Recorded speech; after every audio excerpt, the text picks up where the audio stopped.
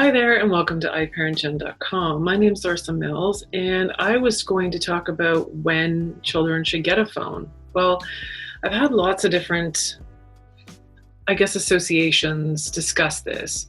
So, pediatric associations, the American Psychological Association, and believe it or not, they all say one thing: not till they're 18.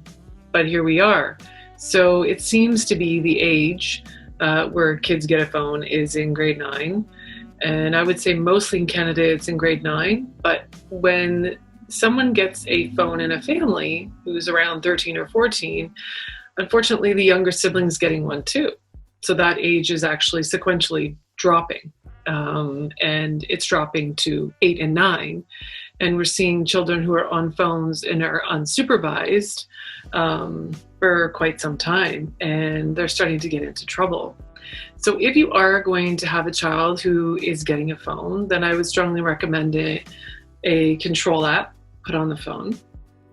I would recommend them always staying on the same floor with you. No phones going to bed.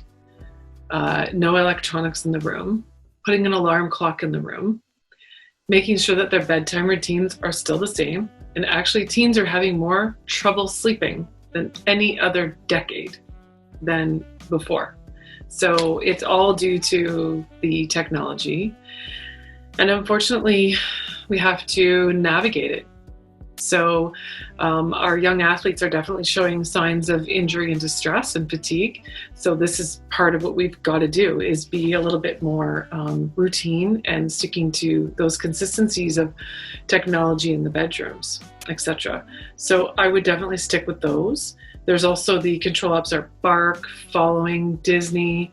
There's different types of Google and Mac options as well. But there are all free options. But I would mostly limit the social media. Talk about the apps that you actually want to have on their phones. Because as soon as you download an app like Snapchat or Instagram, it becomes a slippery slope.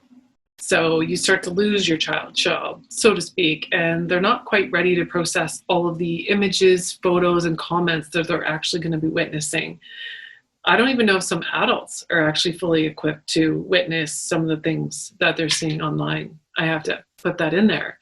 So be very careful about buying a phone, what age, and whether or not you're going to educate your child to be kind online. That's number one, right? So we have to make sure that they know how to behave online, just like adults should know how to behave online.